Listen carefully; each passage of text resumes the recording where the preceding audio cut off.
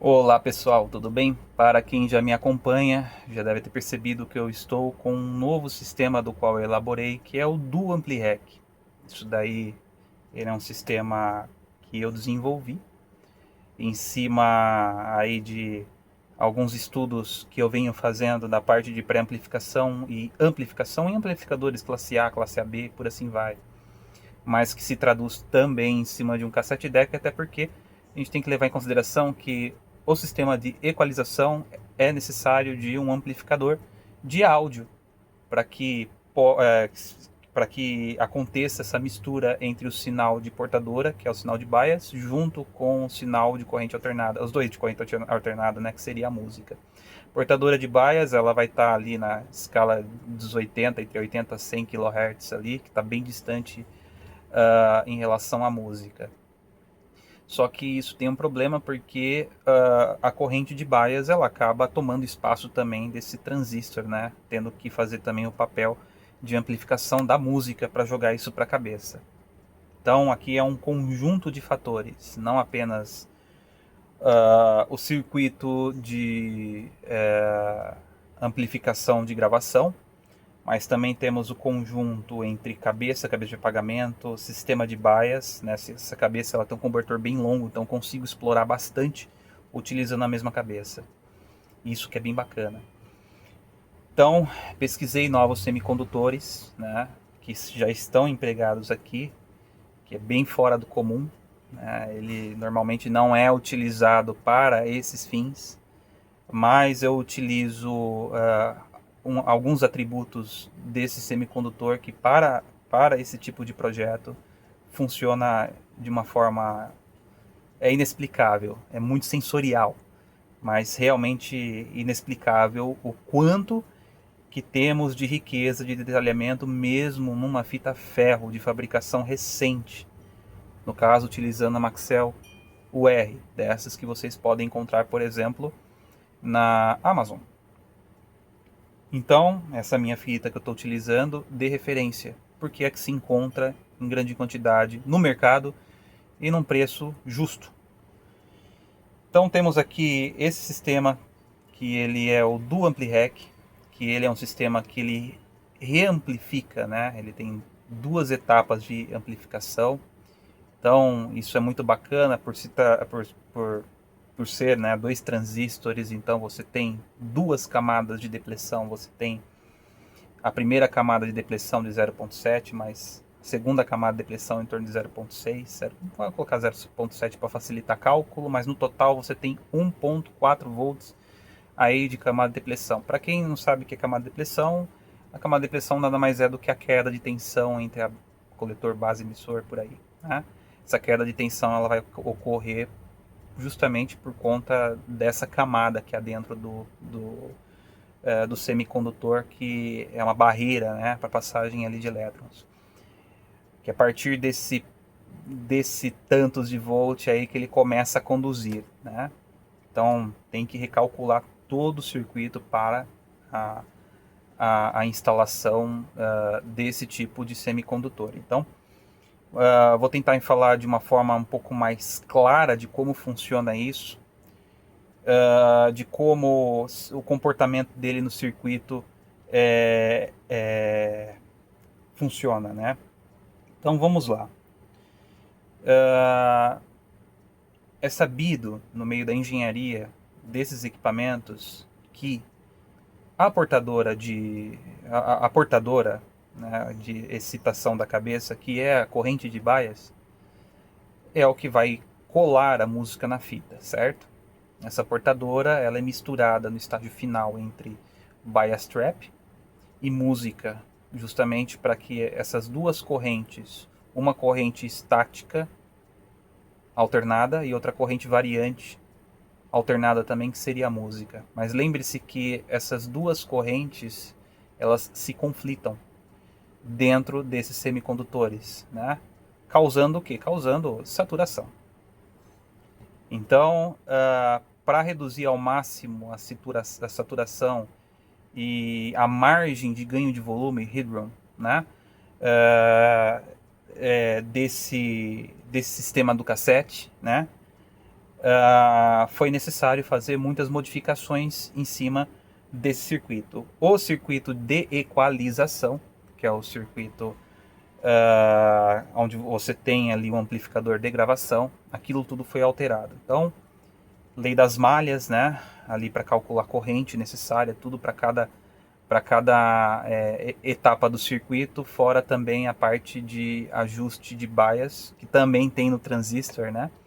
Esse ajuste de bias do transistor, de polarização do transistor, para que esse mesmo funcione muito bem nesse circuito.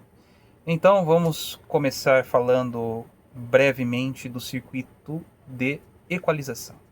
O circuito de equalização de qualquer equipamento, na grande maioria, ele é um circuito passivo. Então ele vai fazer a parte de equalização no padrão IEC de uma fita cassete de forma passiva, entre resistores, capacitores e bobinas, indutores no caso. Isso daí existe perdas. Se até em eletroacústica essas perdas já são conhecidas, né? Aqui também não é diferente. Então vamos imaginar que o circuito de equalização é um divisor de frequência, né? Nesse caso, temos uma corrente musical circulante, que é a música passando por esse transistor, que é uma corrente alternada. Mais o sinal de bias, a portadora, que também é uma corrente alternada estática, que ela não não oscila, né? Ela se mantém ali na faixa de 100 ou 80 kHz, dependendo aí do equipamento. Neste caso, tá? A ideia foi o seguinte: aliviar ao máximo a etapa de amplificação de gravação, entende? Para que temos mais música, muito mais volume musical circulante dentro do circuito de equalização. Porque se você tem um maior volume, a perda será menor em relação à regra clássica da elétrica, né? V igual a R vezes I. Então, nesse caso, quando você tem uma corrente mais alta circulante nesse circuito, a perda, né, que você tem ali, né, em relação às resistências elétricas, capacitâncias, elas tendem a ser menor. Um exemplo bem clássico disso é quando vocês utilizam, por exemplo, um CD player que tem 500 mV de saída contra um que tem 1,2. Mas os dois são digitais, vão tocar semelhante. De fato, mas geralmente o que tem maior volume de saída é aquele que vai ter menos perda dentro do sistema de pré-amplificação e amplificação no setup. Aqui é semelhante, temos o circuito de equalização que ele trabalha junto ali com o circuito de amplificação de gravação. Levando em consideração que a grande maioria dos cassette decks você tem essa mistura que é feita no bias trap entre música e portadora, quanto mais a gente tiver esse sinal musical amplificado, menos força o sistema de polarização vai precisar de empurrar essa informação para a fita. A ideia é essa. Então, esse Dual Ampli-Rec, a tradução, digamos assim, um pouco mais clara, é que ele tem 2 vezes mais poder de amplificar essa corrente musical, né, corrente alternada que tem a música, para dentro desse circuito de equalização, tendo muito menos perda. E obviamente eu consigo ter um cobertor mais longo para o ajuste do sistema de bias, né? Desde aí de usar uma fita simples a uma fita topo de linha, aqui internamente o cobertor se torna mais longo. Consequentemente, isso daí se traduz no que exatamente? Mas é mais agudo? É mais grave? Não. São mais detalhes, menos perdas. Ou seja, você tem um sinal mais alto circulante nesse circuito, automaticamente você vai ter menos perda. Por mais que utilize-se capacitores modernos, capacitores melhores, na maior parte das vezes não está em cima exatamente dos capacitores, mas ali em relação à parte de indutores. que nos indutores você tem aí uma questão chamada esterese, que atrapalha muito o áudio, principalmente desses núcleos de ferrite. Certo? Tudo é isso para explicar para vocês o sistema de reamplificação, tá? Que seria um boost, uma força a mais para aliviar o sistema de bias, né? Ou seja, antes o sistema de bias ele tinha que utilizar óculos para poder enxergar essa música, né? Muitas das vezes perdia informação no meio do caminho. Hoje ele fez uma operação, por exemplo, da catarata, enxerga super bem. E aliado a isso temos também o que? Temos o circuito HSR, né? Que é o Harmonic Saturation Reduction System, que também é uma invenção aí eletrônica que ele diminui muito a saturação que acontece em altas frequências, principalmente em velocidades baixas. Porém, ele é mais um atributo para ter o áudio o mais perfeito possível, livre de saturações. É óbvio que o circuito HSR faria muito sentido, por exemplo, em etapas de amplificação de gravação e equalização de equipamentos comuns. Nesse caso aqui, faz sentido também mais, porém, mais como uma proteção para que não ocorra essa característica de saturação, né? Principalmente o que acontece em harmônicas, que é muito ruim, aquele agudo ácido. Depois, né, de tudo isso da etapa de gravação, o cuidado em cima da etapa de gravação, temos a parte do cuidado em cima da pré-amplificação, que eu utilizo também semicondutores de baixa saturação. Ou seja, consigo trabalhar com um volume alto da cabeça, né, um volume... aliás, acho que eu errei a fala, mas eu consigo extrair ao máximo do que a cabeça é capaz de reproduzir. Porque temos uma impedância dessa cabeça que é muito alta, com uma indutância baixa. Porém, o poder de amplificação dessa cabeça ela já é alta. Aliado a semicondutores com alta resistência elétrica, alta impedância de entrada, e isso traduz em menos distorção. Por ele ser maior, ter uma pastilha menor, né? Essa camada de depressão, existe menos atrito entre... Por incrível que pareça, é exatamente isso. Pouco atrito entre partes ali internas, né? Onde corre a camada de depressão, onde corre os elétrons. Então, tudo isso ajuda a diminuir muito a distorção harmônica. Que não é harmônica, né? Transistor, quando dá distorção, ninguém aguenta ficar perto dele, né? Distorção harmônica, lembrando, somente em valvulado. Aqui é distorção mesmo, mas é justamente para evitar isso, né? A gente ter aumentar o limite o máximo possível.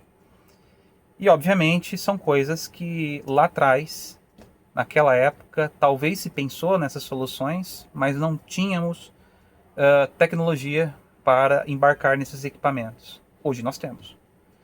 Então, eu vim embarcando esses novos tipos de semicondutores nesses equipamentos, fazendo essa readaptação justamente para extrair o máximo de qualidade final da gravação. E é o que eu vou estar mostrando a vocês depois no segundo vídeo, dele aberto mesmo nessa situação toda aqui meio caótica, mas de uma forma que talvez seja muito perceptível mesmo num telefone celular. Sem contar que, uma coisa que eu esqueci de falar da etapa de pré-amplificação da cabeça. Muito baixo ruído. Muito baixo ruído mesmo. Qual que é a vantagem disso? Não sei por que utilizar Dolby, por exemplo. Né? Então, isso daí é uma vantagem enorme também. Né? Alto volume, baixo ruído. Obviamente, dentro disso eu não consigo tirar 100% o ruído, ainda mais esses transformadores nacionais, não no caso desse, mas, por exemplo, S95 5500, que usa aqueles transformadores nacionais que vazam corrente eletromagnética para todos os lados, é um problema muito grande. Né? Aí o pessoal fala assim para mim, mas vai lá na retífica, né, na parte retificadora, troca tudo lá, que não adianta. Enquanto o transformador está vazando corrente magnética, ela cruza a linha de campo da cabeça magnética. Essas linhas de campo, aliás, cruzam a cabeça magnética e induz e faz ruído mesmo. Mas pelo menos o ruído de fundo ele é muito baixo. Então, é isso aí, pessoal. Espero que vocês tenham gostado um pouquinho da explicação. Tentei ser o mais didático possível.